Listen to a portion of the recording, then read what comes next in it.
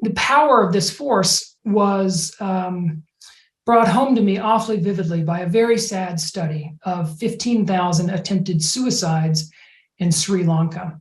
Sri Lanka has been just devastated by capitalism, and many of its farmers who have been ruined try to commit suicide by drinking their own pesticides.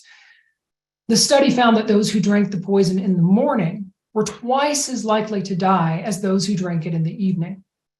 That seems to be because in the morning, their digestive systems had efficiently shuttled the poison all over their bodies. So by the time they were found and rushed to a hospital, it was usually too late to save them.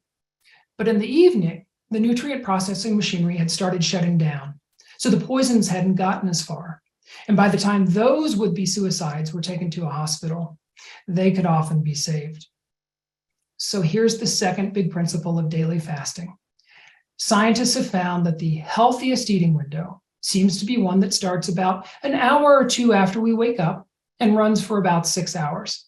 So for a lot of people, that would mean an eating window from maybe, let's say, 8 a.m. to 2 p.m. Studies of people who eat this way show impressive improvements in just days or weeks.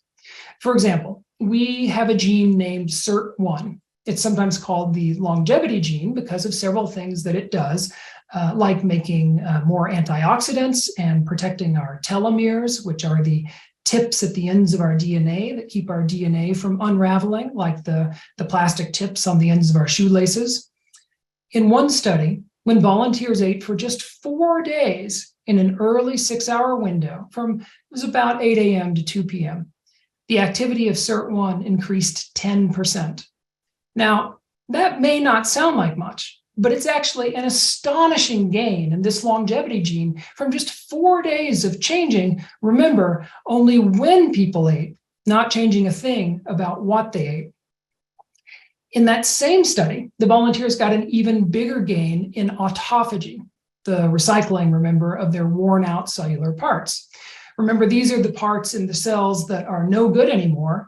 And if they're not recycled and replaced with healthy new parts, they could end up causing disease. After just 4 days, again, of eating in that early narrow window, their cellular recycling increased 22%. That is simply astounding. And if that happened after just 4 days, what happens after 4 months, or 4 years, or 4 decades? Volunteers in trials like these have also seen other big improvements. They get sizable drops in their high blood pressure, in their high cholesterol, their high triglycerides, and in their body-wide inflammation. The insulin-making cells in their pancreases show less stress, which means they don't have to work as hard to produce the same amount of insulin as before. They also have less dramatic sugar spikes throughout the day, and they often say they're less hungry. That one always surprises people. People say, wait a minute, I'm fasting for 18 hours each day and I'm less hungry at night than when I was eating dinner at the normal time. But it turns out that when we extend our overnight fasts, we burn a little more fat overnight, and that fat is broken down into ketone bodies. And those ketones actually suppress our hunger hormones. Now, I know that eating from 8 in the morning to 2 in the afternoon sounds crazy. Believe me, I hated hearing that that was the healthiest way to eat. Most of my life, I had skipped breakfast, and I absolutely loved having a big dinner and eating and drinking well into the night. But I'm also a believer in following the science. So a few years ago, I decided to make an experiment of eating in an early window for a few weeks. To my immense surprise, it turned out to be the easiest big change I've ever made in my life. For a start, it took only a couple of days for my body to adapt so that I no longer missed eating dinner at the usual hour. It was as if my body had been waiting for me to make the change all these years. So with almost no effort, my half-century habit of eating dinner every night just vanished, and I didn't mourn it a bit. The reason I didn't mourn it is that I soon noticed some truly lovely benefits. For example, food cravings that had plagued me for many years just disappeared. I no longer had sugar crashes with those overwhelming urges to eat. You know, that desperate need for calories that comes when your energy wanes in the afternoon. In fact, my energy soared. My weight also stabilized for the first time in years. It was all just fantastic. And volunteers in clinical trials have reported many of these same effects. It all went so well for me that even after my test period, I decided to keep eating in an early window, which I've done for a few years now, and I wouldn't go back for the world. Now, having said all that, I know that not everyone can eat this way. I'm a freelance reporter who works from home, so I'm in the awfully lucky position of getting to set my own schedule. Most people can't do that. Also, a lot of us just want to eat dinner at the normal time. It's our most social meal, and at the end of a long day, it's no mystery why people want to get together and relax with food. For all those people, I have good news. There may be a compromise, which brings me to the third big principle of daily fasting. Scientists think that if you eat most of your calories early in the day, from morning to early afternoon, you may be able to get many of the benefits of eating in an early window. In practice, what this means is eating a bigger breakfast and lunch, and then keeping your dinner light and on the early side. It turns out that the adage coined in the last century to eat breakfast like a king, lunch like a prince, and dinner like a pauper was good advice. Although even better advice was that of the Russian general a couple of centuries earlier, who supposedly said, eat breakfast yourself, share lunch with a friend, and give dinner away to your enemy. Okay, so that's a lot of information. So let's just recap what the science says. Number one, eat in a window of 6 to 12 hours. The fewer hours, the better. Number two, eat in a window that starts an hour or two after waking and that stops, if possible, by mid-afternoon. Number three, if you must eat dinner, keep it early and light. Breakfast like a king, lunch like a prince, dinner like a pauper.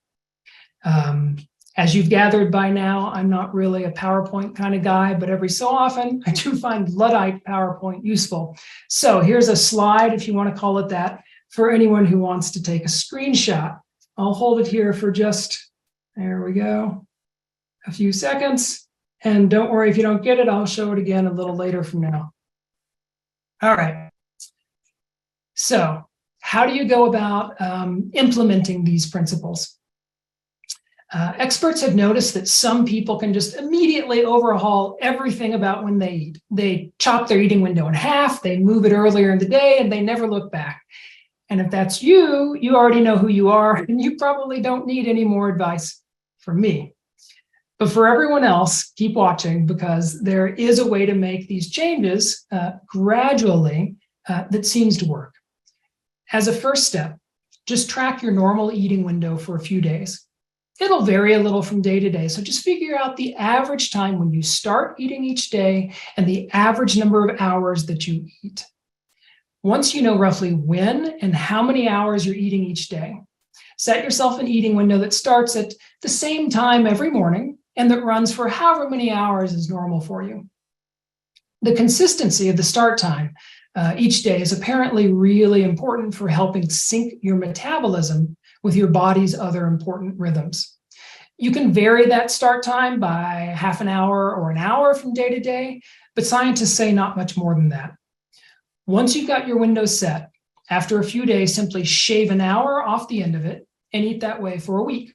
So for example, let's say you track yourself and you find you're eating across 14 hours a day. Okay, you set your eating window from, let's say, 7 a.m. to 9 p.m. You do that for a few days and then shave an hour off your window. So you're now eating in a 13-hour window that ends at 8 p.m. instead of 9 p.m. Do that for a week. If that feels okay, then next week shave it down to a 12-hour window that ends at 7 p.m. Next week, shave off another hour and so on. If you need to pause for a week or 2 or 3 weeks at a certain window before shaving off another hour, go for it. The point is just to gradually shave off hours until you have found the narrowest window that's comfortable for you, and then stop there. Experts emphasize a comfortable window. You don't want something that's impossible to maintain or even something that's a real stretch to do every day. You want something that feels very doable, okay? And here's another good piece of advice, this one from psychologists.